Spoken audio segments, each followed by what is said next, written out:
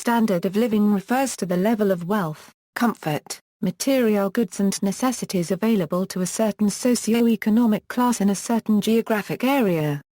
The standard of living includes factors such as income, quality and availability of employment, class disparity, poverty rate, quality and affordability of housing, hours of work required to purchase necessities, gross domestic product, inflation rate, number of holiday days per year, affordable access to quality healthcare, quality and availability of education, life expectancy, incidence of disease, cost of goods and services, infrastructure, national economic growth, economic and political stability, political and religious freedom, environmental quality, climate and safety.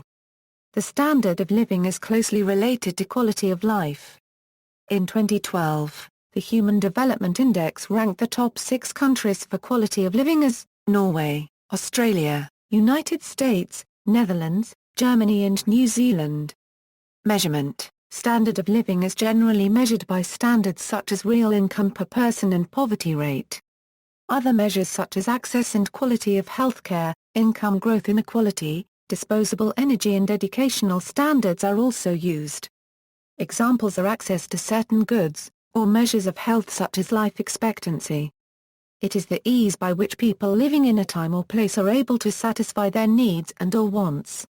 The idea of a standard may be contrasted with the quality of life, which takes into account not only the material standard of living, but also other more intangible aspects that make up human life, such as leisure, safety, cultural resources, social life, physical health, environmental quality issues, etc. More complex means of measuring well-being must be employed to make such judgments, and these are very often political, thus controversial. Even between two nations or societies that have similar material standards of living, quality of life factors may in fact make one of these places more attractive to a given individual or group. Criticism. However, there can be problems even with just using numerical averages to compare material standards of living, as opposed to, for instance, a Pareto index. Standards of living are perhaps inherently subjective. As an example, countries with a very small, very rich upper class and a very large, very poor lower class may have a high mean level of income, even though the majority of people have a low standard of living. This mirrors the problem of poverty measurement, which also tends towards the relative. This illustrates how distribution of income can disguise the actual standard of living.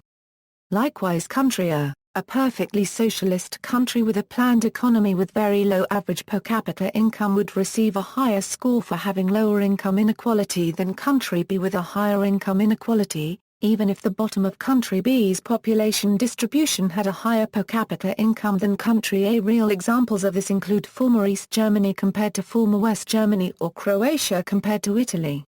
In each case, the socialist country has a low income discrepancy, but lower per capita incomes than a large majority of their neighboring counterpart. See also, cost of living, demographic economic paradox, total fertility rate, Gini coefficient, Human Development Index, Index of Economic Freedom, Median Household Income, Where to be Born Index, Right to an Adequate Standard of Living, Working Hours, References. External links. Industrial Revolution and the Standard of Living by Freddie Madero, Commission on Living Standards.